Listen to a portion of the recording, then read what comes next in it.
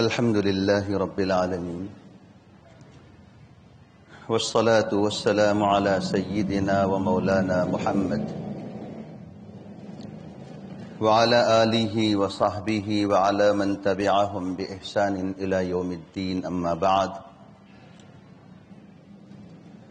فقد قال الله تبارك وتعالى في كلامه المجيد والفرقان الحميد: أعوذ بالله من الشيطان الرجيم. بسم الله الرحمن الرحيم. يريدون ليطفئوا نور الله بأفواههم والله متم نوره ولو كره الكافرون. وقال الله تبارك وتعالى في موضع آخر: يا أيها الرسول بلغ ما أنزل إليك من ربك وإن لم تفعل فما بلغت رسالته والله يعصمك من الناس. صدق اللہ العظیم. بزرگوں اور بھائیوں،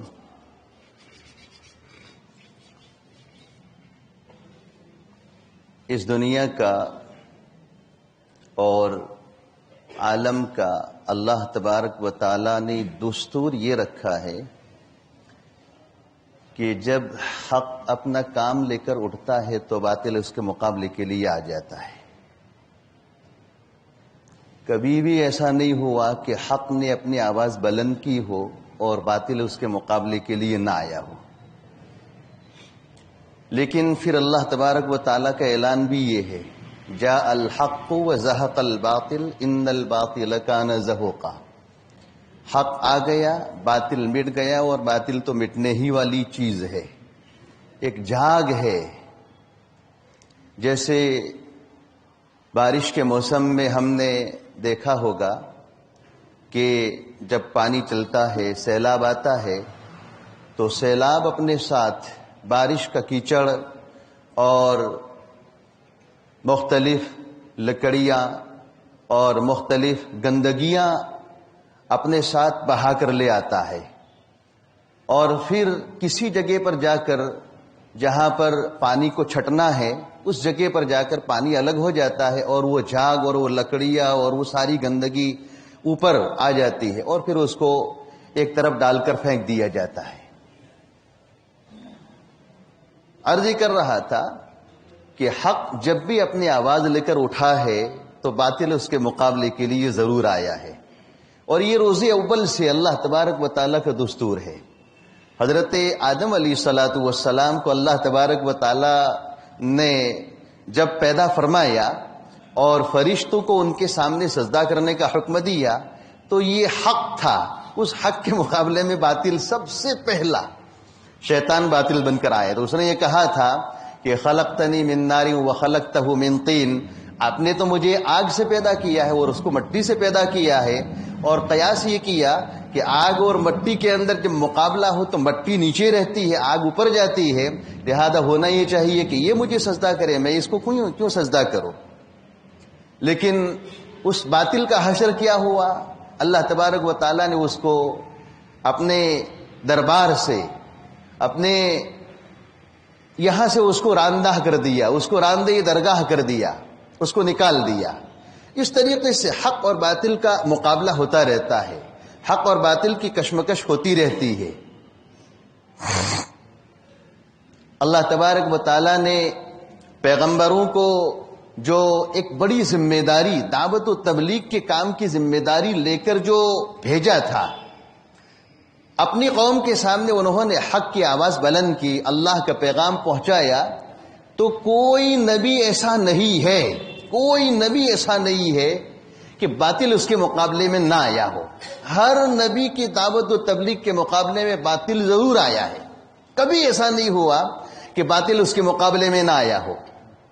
حضرت نوح علیہ الصلوۃ والسلام کی زندگی پڑھ لیجئے، پوری قوم باطل بن کر ان کے مقابلے میں آئی تھی، 950 سال تک تبلیغ کی تھی، لیکن پھر باطل تو کیا ہوا؟ سمجھے پاش پاش ہو گیا.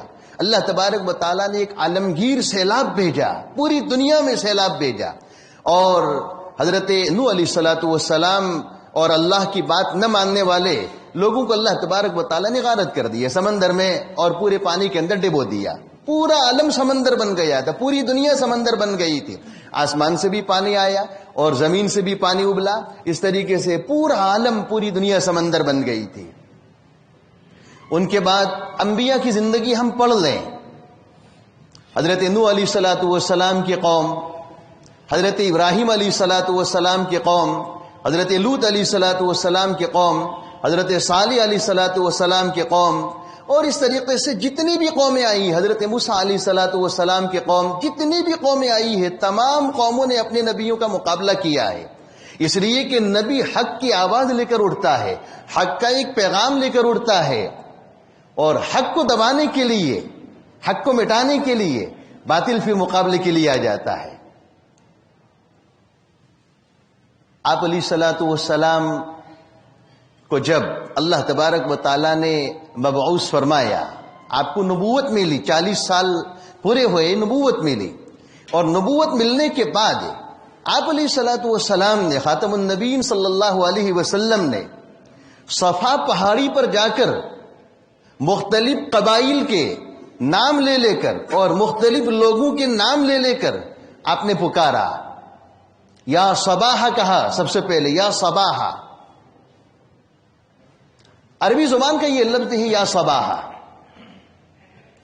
عربی زبان میں یہ لفظ اس وقت بولا جاتا تھا جب کوئی خطرناک پوزیشن لوگوں کی بن چکی ہو، اور کوئی مقابلہ دشمن کا ہونے والا ہو، اور کوئی زبردست یہ دشمن مقابلے کے لیے آ گیا ہو، تو اس وقت ایک دوسرے کو مدد کے لیے جب پکارا جاتا ہے تو عرب میں یہ لفظ بولا جاتا ہے، عربوں میں یہ لفظ بولا جاتا ہے، یا صباح، یا صباح، اس طریقے سے یہ لفظ بولا جاتا ہے۔ آپ علیہ الصلوۃ والسلام نے جب صفا پہاڑی پر جا کر یا صباح کہا اور بلند آواز سے پکارا، تو جتنے بھی لوگ اطراف میں رہتے تھے، جو بھی کنبے قبیلے اور خاندان والے رہتے تھے، ایک دم آپ علیہ الصلوۃ والسلام کی اس آواز کو سن کر بےتاب ہو گئے کہ محمد، اور محمد صادق تھی، بے مصدوق بھی ہے، محمد یہ پکار رہے ہیں۔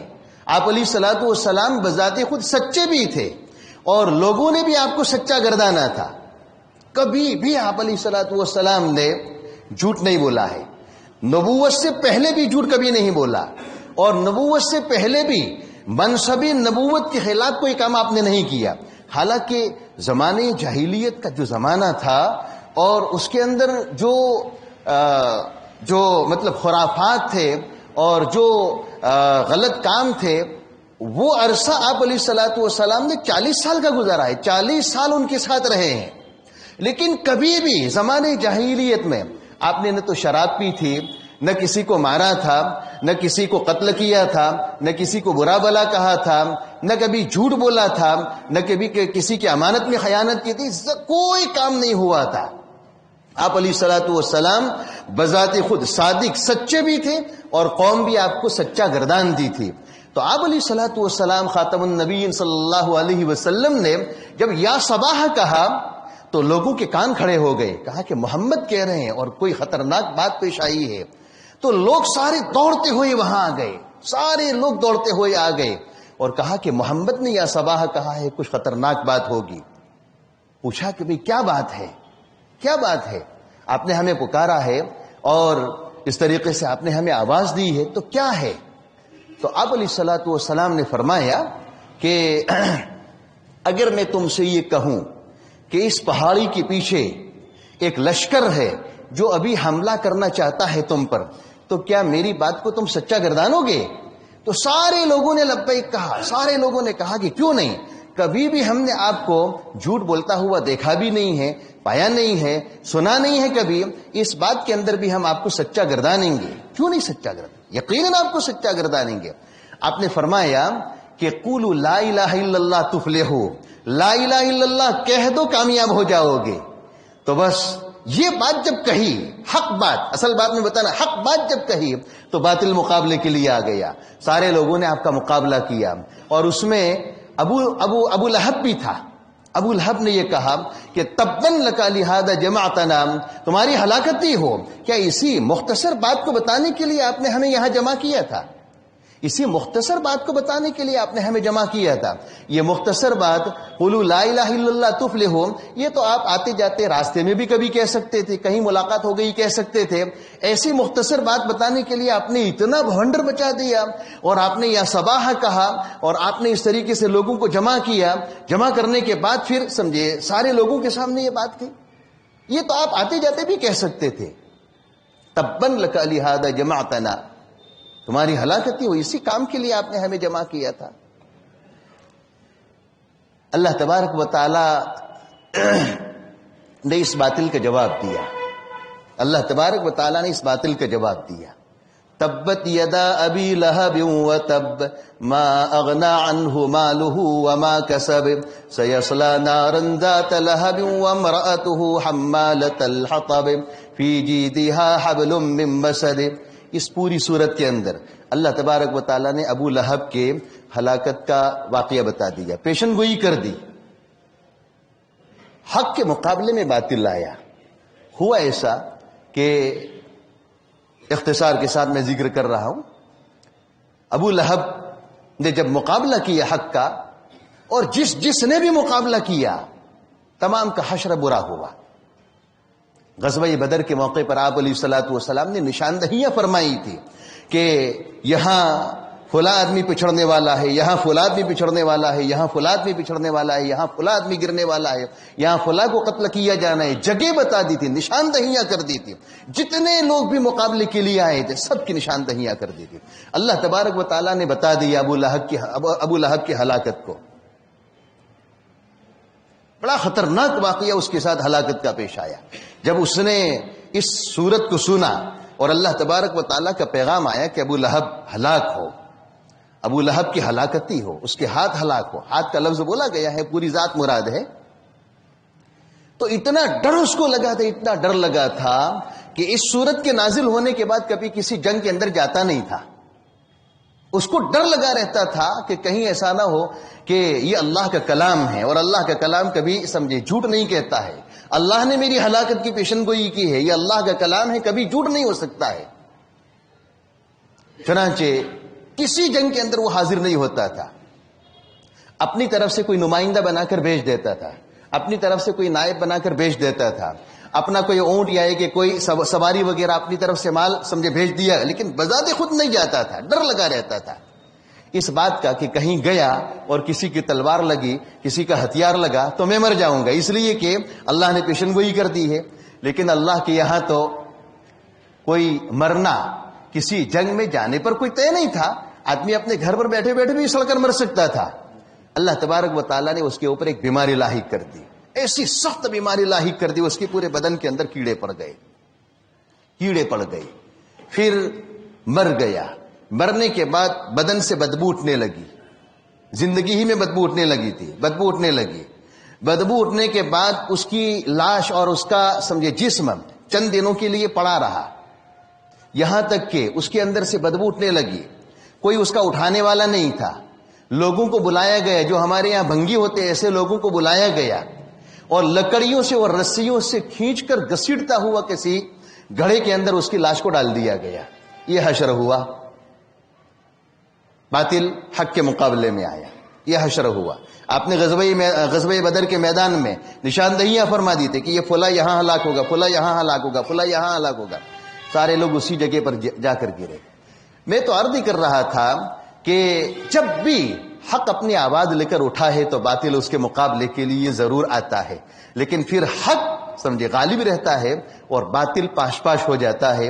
آپ علیہ الصلوۃ والسلام نے دعوت و تبلیغ کا جو کام شروع کیا تو اس کے اندر بھی یہی بات پیش آئی تھی. لیکن مکی زندگی جو تھی، مکی زندگی کے اندر آپ کے لیے آپ کے چچا ابو طالب ایک سپر بن گئے تھے، ایک ڈھال بن گئے تھے. اور ابو طالب نے آپ علیہ الصلوۃ والسلام کو یہ کہا تھا کہ دیکھو دعوت و تبلیغ کا تمہارا جو کام ہے وہ کام کرتے رہو، جب تک میں زندہ ہوں کسی بھی آدمی کی سمجھے ہمت نہیں ہوگی کہ تم کو ستائے، تمہارا بال بیکا نہیں کر سکتا ہے جب تک کہ میں زندہ ہوں، میں حیات ہوں. ابو طالب جب بوڑھے ہو گئے تو کتابوں میں لکھا ہے کہ ابو طالب نے آپ علیہ الصلوۃ والسلام کو بلایا اور یہ عرض کیا کہ دیکھو بھتیجا، جب تک میں جوان تھا اور میرے لیے تمہاری حفاظت کرنا جب تک ممکن تھا اور لوگوں کی کڑوی کسیلی سننا جب تک میرے لیے ممکن تھا، وہاں تک میں برداشت کرتا رہا. لیکن اب میں بوڑھا ہو گیا ہوں اور بڑھاپے کے زمانے میں اتنا ٹینشن لینا ذرا میرے لیے دشوار ہے. اس لیے تم اپنی قوم کے ساتھ کمپرومائز کر دو، اپنی قوم کے ساتھ مصالحت کر لو اور ان کو برا بلا مت کہو اور ان کے ساتھ تم مصالحت کر لو. تو اس وقت آپ علیہ الصلوۃ والسلام نے ایک تاریخی جملہ ارشاد فرمایا تھا، لو وضعوا الشمس في يميني والقمر في يساري على ان اتركك الله. اگر یہ لوگ، یہ کفار مکہ، یہ مشرکین مکہ، یہ باطل جو مقابلے کے لیے آیا ہے، اگر یہ لوگ میرے داہنے ہاتھ کے اندر سورج اتار کر رکھ دے اور بائیں ہاتھ کے اندر چاند اتار کر رکھ دے اس شرط کے ساتھ کہ میں یہ دعوت و تبلیغ کا کام چھوڑ دوں، ہرگز نہیں ایسا ہو سکتا ہے، ہرگز ایسا نہیں ہو سکتا ہے. آخری چیلنج تھا یہ، آخری چیلنج تھا یہ کہ سورج کو میرے داہنے ہاتھ میں رکھ دے اور چاند کو میرے بائیں ہاتھ میں رکھ دے اور پھر سمجھے شرط کرے کہ میں اس دعوت و تبلیغ کے کام کو میں چھوڑ دوں. ایسا ہرگز نہیں کر سکتا. اللہ کا یہ کام ہے، اللہ نے مجھے ذمہ داری دی ہے اور اللہ کی طرف سے ایک سمجھے مجھے پیغام دیا گیا ہے، یا ایھا الرسول بلغ ما انزل الیک من ربک وان لم تفعل فما بلغت رسالته واللہ یعصمک من الناس. اے رسول صلی اللہ علیہ وسلم، یا ایھا الرسول بلغ ما انزل الیک، جو پیغام اور جو سمجھے بات آپ کو دی گئی ہے آپ لوگوں تک پہنچائیے. بلغ ما انزل الیک من ربک وان لم تفعل فما بلغت رسالته. آپ نے ایسا نہ کیا تو آپ نے اپنی رسالت کو پہنچایا نہیں، حق ادا نہیں کیا. وما بلغت رسالہ واللہ یعصمک من الناس. اور اخیر میں اللہ تبارک و تعالیٰ نے ایک حوصلہ دلانے والا جملہ ارشاد فرمایا کہ ان سے ڈرنے کی ضرورت نہیں ہے، ان سے ڈرنے کی ضرورت نہیں ہے. واللہ یعصمک من الناس. اللہ تبارک و تعالیٰ ان لوگوں کی کرتوت سے، ان کی دسیسہ کاریوں سے اور ان لوگوں کے ظلم و ستم سے اللہ تبارک و تعالیٰ آپ کو بچائے گا. یہ صاف اعلان تھا. حق کے مقابلے میں باطل ہر وقت اٹھا ہے، لیکن حق کی آواز کبھی دبی نہیں ہے اور آواز بلند کرنے والے بھی دبے نہیں ہیں. دو باتیں میں کہہ رہا ہوں، حق کی آواز بھی دبی نہیں ہے اور آواز لے کر اٹھنے والے بھی دبے نہیں ہیں. وہ حق کی ایک حق کے اندر اللہ تبارک و تعالیٰ نے ایک چیز ایسی رکھی ہے کہ وہ اندر سے ظاہر ہو کر رہتی ہے. کتابوں میں لکھا ہے کہ یہ کفار مکہ اور مشرکین مکہ اپنی نجی مجلسوں میں جب بیٹھتے تھے اور آپ علیہ الصلوۃ والسلام اور قرآن مجید کے نزول کا تذکرہ کرتے تھے تو وہ اپنی نجی مجلسوں میں یہ کہتے تھے کہ واقعتاً یہ محمد جو بات کہہ رہا ہے وہ سچی بات کہہ رہا ہے اور اس پر نازل ہونے والا کلام کوئی جھوٹا کلام نہیں ہے، کسی بڑی ذات کا اتارا ہوا کلام ہے. لیکن مان لیں گے تو کیا ہو جائے گا؟ مان لیں گے تو ہماری چودراہٹ نکل جائے گی، ہماری سرداری نکل جائے گی، ہمارے ہاتھ سے سرداری چلی جائے گی اور محمد ہمارے سردار بن جائیں گے. اپنی نجی مجلسوں میں یہ کہتے تھے. حق حق ہوتا ہے. تو میں عرض کر رہا تھا کہ حق جب اٹھتا ہے تو باطل مقابلے کے لیے آتا ہے، لیکن حق کی آواز کبھی دبی نہیں ہے اور آواز لے کر اٹھنے والے بھی کبھی دبے نہیں ہے. امام ابو حنیفہ علیہ الرحمہ جن کی ہم تقلید کرتے ہیں، کتنے بڑے امام ہیں امام ابو حنیفہ علیہ الرحمہ. امام ابو حنیفہ علیہ الرحمہ کے ساتھ بھی واقعہ پیش آیا تھا، منصور کا واقعہ. منصور اس وقت کا بادشاہ تھا. منصور نے امام ابو حنیفہ علیہ الرحمہ کو یہ پیشکش کی تھی کہ تم ملک کے قاضی بن جاؤ، لیکن امام ابو حنیفہ علیہ الرحمہ نے فرمایا کہ دیکھو میں قاضی بننے کا اہل نہیں ہوں، قاضی بننے کا اہل نہیں ہوں. میں کیوں اہل نہیں ہوں؟ اس لیے نہیں کہ آپ کے پاس علم نہیں تھا، ٹھوس علم تھا آپ کا، آپ منصب قضا کو سنبھال سکتے تھے، آپ جج بن سکتے تھے، آپ قاضی بن سکتے تھے. اس لیے نہیں کہ آپ کے پاس علم نہیں تھا، علم ٹھوس تھا. منصور نے پوچھا کہ منع کیوں کرتے ہو؟ تو امام ابو حنیفہ علیہ الرحمہ نے جو جواب دیا ہے وہ تاریخی سمجھے جملے ہیں، سونے کے اور سنہرے پانی سے لکھنے کے قابل ہے. جو جواب دیا ہے کلمت حق عند سلطان جائر، حق بات کہنا سلطان جائر کے مقابلے میں، ظالم بادشاہ کے مقابلے میں حق کی بات سمجھے بلند کرنا. امام ابو حنیفہ علیہ الرحمہ نے جواب دیا کہ میں اس لیے منع نہیں کرتا ہوں کہ میرے پاس علم نہیں ہے، اس لیے منع نہیں کرتا ہوں، میں اس لیے منع کرتا ہوں کہ منصبی قضا پر فائز ہونے کے بعد، قاضی بننے کے بعد سخت دل چاہیے اور دل گردے والا آدمی چاہیے، اور میرے پاس ایسا دل نہیں ہے کہ میں آپ جیسے اور آپ کے ہمنواؤں کے خلاف کوئی فیصلہ کر سکوں. اس لیے کہ مقدمہ جب آئے گا تو مقدمہ آپ کا بھی آ سکتا ہے میرے پاس. بادشاہ سے کہا کہ مقدمہ آپ کا بھی میرے پاس آ سکتا ہے، اور تمہارے چیلے چاٹوں کا اور چمچوں کا بھی مقدمہ آ سکتا ہے، وزیروں کا بھی آ سکتا ہے، اور تمہارے جو بڑے بڑے عہدوں پر اور منصبوں پر جو فائد لوگ ہیں ان کا مقدمہ بھی آ سکتا ہے. تو ایسے لوگوں کے خلاف اگر میں نے سمجھے حق کی بات بلند کی اور ایسے لوگوں کے اوپر میں نے مقدمہ چلایا تو مجھے خطرہ ہے کہ مجھے کیا ہے سمجھے تمہاری طرف سے تکلیف پہنچے گی. اس لیے میں تمہارے خلاف فیصلہ نہیں کر سکتا ہوں. علم کی بات نہیں تھے. بہرحال میں تو عرض کر رہا تھا کہ امام ابو حنیفہ علیہ الرحمہ نے جب منع کیا تو منصور کی طرف سے سخت سزائیں آپ کو دی گئی تھی، قید و بند کے اندر آپ کو سمجھے جکڑا گیا اور سخت سزائیں دی گئی تھی. لیکن امام ابو حنیفہ علیہ الرحمہ اپنا ایک جو اپنی ایک بات جو کہہ چکے تھے اور اپنی ایک آواز جو بلند کر چکے تھے، انہوں نے کبھی اس سے پیچھے سمجھے ہٹنا گوارا نہ کیا. امام احمد بن حنبل علیہ الرحمہ، ان کے ساتھ بھی بادشاہ وقت کا سمجھے سخت ظلم و ستم پیش آیا تھا. پوری حکومت ایک طرف تھی اور امام احمد بن حنبل علیہ الرحمہ تنہا ایک طرف تھے. ایک عقیدے کا مسئلہ تھا. عقیدہ یہ تھا کہ یہ قرآن مجید اللہ کا کلام ہے یا مخلوق ہے. ہم سب کا عقیدہ یہ ہے کہ یہ قرآن مجید اللہ کا کلام ہے، مخلوق نہیں ہے. یاد رکھنا سب لوگ سمجھے، سن لیجئے کہ قرآن مجید یہ مخلوق نہیں ہے. یہ مسجد مخلوق ہے، پنکھا مخلوق ہے، گھڑی مخلوق ہے، مائک موبائل مخلوق ہے، دروازہ مخلوق ہے. یہ ساری چیزیں، کائنات کی جتنی بھی چیزیں ہیں، ساری چیزیں مخلوق ہے. اللہ نے ان کو اپنے سمجھے قدرت سے پیدا فرمایا ہے. لیکن مسئلہ قرآن پر آیا تو سمجھے ایک طرف پوری حکومت تھی اور دوسری طرف امام احمد بن حنبل علیہ الرحمہ تھے. پوری حکومت اور بادشاہ وقت کا یہ کہنا تھا کہ قرآن مجید اللہ کی مخلوق ہے، جیسے کائنات کی دوسری چیزیں مخلوق ہے، یہ بھی مخلوق ہے. لیکن امام احمد بن حنبل علیہ الرحمہ نے فرمایا کہ القرآن کلام اللہ غیر مخلوق، قرآن اللہ کا کلام ہے، مخلوق نہیں ہے. قرآن اللہ کا کلام ہے، مخلوق نہیں ہے. اس عقیدے کے اوپر امام احمد بن حنبل علیہ الرحمہ ایسے جمے رہے کہ بادشاہ وقت کی طرف سے کوڑے کھانا برداشت کیا. کوڑے کھانا امام احمد بن حنبل علیہ الرحمہ نے پسند کیا. جان آخری کے سپرد کر دی. ٹھنڈی راتوں میں اور ٹھنڈی صبح میں امام احمد بن حنبل علیہ الرحمہ کو کوڑے لگائے جاتے تھے. اور نحیف جسم تھا، لاغر جسم تھا، کمزور جسم تھا، کوڑے لگائے جاتے تھے.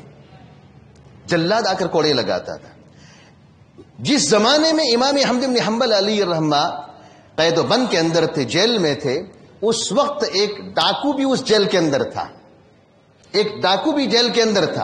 اس ڈاکو نے یہ کہا کہ حضرت، میں آپ کو اللہ کا واسطہ دے کر کہتا ہوں کہ آپ نے اپنا عقیدہ جو بنایا ہے کہ قرآن اللہ کا کلام ہے، اس سے کبھی پیچھے مت ہٹنا. یہ حق کی آواز ہے، کبھی اس سے پیچھے مت ہٹنا. بادشاہ کے ظلم و ستم کو برداشت کرنا، لیکن کبھی حق کی آواز سے پیچھے مت ہٹنا. پھر اس نے ڈاکو نے اپنی بات بتائی. ڈاکو نے یہ کہا کہ میں ایک بہت بڑا ڈاکو ہوں اور ڈاکہ زنی خوب کرتا ہوں، اور میرا ڈاکہ زنی سمجھے لوگوں کے سامنے ہے، اور حکومت کی طرف سے کوئی لوگ آتے ہیں اور مجھے پکڑتے ہیں ڈاکہ زنی کے جرم میں، اور اس کی پاداش میں مجھے پکڑ کر لے جاتے ہیں، مجھے یہاں قید و بند کے اندر جیل میں ڈالتے ہیں، سزائیں دیتے ہیں، سزا پوری ہوتی میں چھوٹ کر چلا جاتا ہوں، پھر ڈاکہ زنی کرتا ہوں، پھر مجھے پکڑ کر لاتے ہیں، پھر چھوٹتا ہوں، پھر ڈاکہ زنی کرتا ہوں، پھر لایا جاتا ہوں، پھر چھوٹتا ہوں، پھر ڈاکہ زنی کرتا ہوں. اس طریقے سے میں اپنی ڈاکہ زنی سے جس طریقے سے پیچھے نہیں ہٹا ہوں، یہ ڈاکو یہ کہہ رہا ہے کہ میں جس طریقے سے اپنی ڈاکہ زنی سے پیچھے نہیں ہٹا ہوں، اس طریقے سے آپ بھی اپنے عقیدے سے پیچھے مت ہٹنا، اپنے عقیدے سے پیچھے مت ہٹنا، حق کی آواز ہے۔ امام شافعی رحمۃ اللہ علیہ کے اوپر بھی جلاد کی تلوار چلنے والی تھی، امام محمد علی رحمہ اگر درمیان میں آڑے نہ آتے تو امام شافعی علی رحمہ کی گردن بھی اڑا دی جاتی۔ تو لوگوں کی طرف سے یہ ظلم، بادشاہ وقت کی طرف سے، حکومت کے کارندوں کی طرف سے اس طریقے کے حالات آئے ہیں پہلے بھی اور آتے رہتے ہیں۔ یہ دعوت و تبلیغ کا جو کام ہے وہ پیغمبروں کا کام ہے، انبیاء کا کام ہے، سمجھے، انبیاء کا کام ہے، اور انبیاء کا یہ کام اور یہ مشن ایسا ہے کہ جو اللہ تبارک و تعالیٰ کی ذات سے جڑا ہوا ہے۔ اللہ تعالیٰ نبی اکرم صلی اللہ علیہ وسلم کو فرماتے ہیں یا ایھا الرسول بلغ ما انزل الیک من ربک وان لم تفعل فما بلغت رسالتہ۔ اللہ تبارک و تعالیٰ قرآن مجید کے اندر فرماتے ہیں یریدون لیطفئوا نور اللہ بافواہہم واللہ متم نورہ ولو کرہ الکافرون۔ ارے یہ لوگ اللہ کے نور کو اپنے پھونکوں سے بجھانا چاہتے ہیں، اللہ کے نور کو اپنی پھونکوں سے بجھانا چاہتے ہیں۔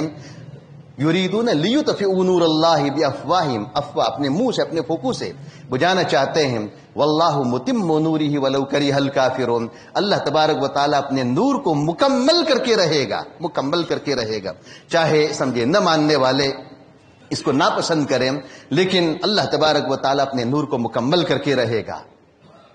حالات آتے رہتے ہیں، حالات تو سمجھے آتے رہتے ہیں، اور یہ دراصل اللہ کی طرف سے ایک نظام ہوتا ہے، ایک نظام ہوتا ہے۔ میں نے آپ کو پہلے ہی بتایا کہ حق کی آواز جب اٹھتی ہے تو سمجھے باطل مقابلے کے لیے آتا ہے۔ دعوت و تبلیغ کا جو کام تھا، اصل بات میں جو کہوں گا اب کہہ رہا ہوں، دعوت و تبلیغ کا جو کام تھا یہ حضرت مولانا الیاس صاحب رحمۃ اللہ علیہ کی طرف سے ایک تجدیدی کارنامہ تھا، تجدیدی کارنامہ تھا۔ ہر 100 سال پر اللہ تبارک و تعالیٰ ایک مجدد بھیجتا ہے، اور ہر 1000 سال پر اللہ کی طرف سے ایک مجدد آتا ہے۔ ہر 1000 سال پورے ہوتے ہیں مجدد آتا ہے۔ پہلے ہزارے کے مجدد خاتم النبیین نبی اکرم صلی اللہ علیہ وسلم ہے، پہلے ہزارے کے مجدد، اور دوسرے ہزارے کے مجدد الف ثانی رحمۃ اللہ علیہ شیخ احمد سرہندی ہے، دوسرے ہزارے کے مجدد۔ ہر 1000 سال پر مجدد آتا ہے، اور ہر 100 سال پر مجدد آتا ہے۔ پہلے 100 سال کے مجدد نبی اکرم صلی اللہ علیہ وسلم بھی، اور پہلے ہزارے کے مجدد بھی آپ ہی ہے۔ جب دوسری صدی شروع ہو رہی تھی، حضرت عمر ابن عبدالعزیز رحمۃ اللہ علیہ سمجھے مجدد تھے۔ تیسری صدی میں بعض حضرات نے امام احمد بن حنبل کو بتایا ہے، بعد نے امام شافعی رحمۃ اللہ علیہ کو مجدد بتایا ہے۔ اس طریقے سے ہر 100 سال جب پورے ہوتے ہیں تو ہر 100 سال پر اللہ تبارک و تعالیٰ مجدد بھیجتا ہے، جس کا کام ہوتا ہے کہ معاشرے کے اندر، ماحول کے اندر جو بگاڑ آتا ہے اور باطل جو مقابلے کے لیے آتا ہے تو باطل کے مقابلے کے لیے اٹھتا ہے اور بگاڑ کو دور کرتا ہے اور بگاڑ کو جھاڑو پھیر دیتا ہے اور صاف ستھرا نکھرا ہوا دین امت کے سامنے پیش کرتا ہے۔ حضرت مولانا الیاس صاحب رحمۃ اللہ علیہ نے جب یہ دعوت و تبلیغ کا کام شروع کیا تھا تو 100 سال پورے ہو رہے ہیں۔ یہ ایک تجدیدی کام تھا، ایک مجددانہ کام تھا، تجدیدی کام، مجددانہ کام تھا۔ 1446 کے اندر یہ کام شروع ہوا تھا، 1443 چلتا ہے، 100 سال پورے ہونے والے ہیں، بس تھوڑا ہی سا وقت باقی ہے۔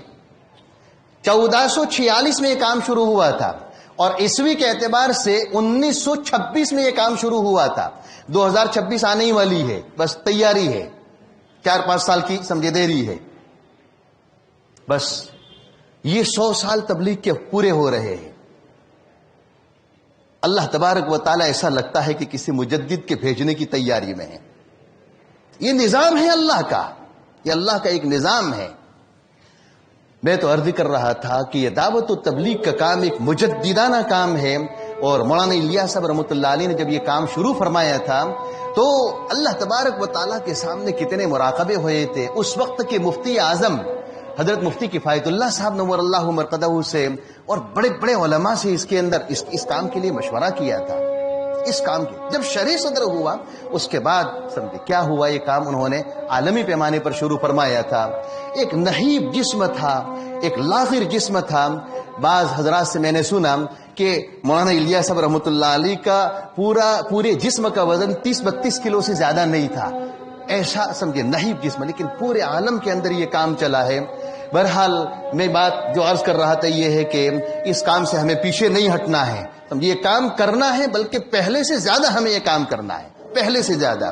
اور اس مجمع کے اندر جتنے بھی علماء ہیں, علماء سے بھی میں کہوں گا کہ اپنا وقت تھوڑا سا اب اس کام کے لیے فارغ کرنے کی ضرورت ہے. سمجھے اب یہ سمجھے کام ایسے چھوڑا جانے والا کام نہیں ہے.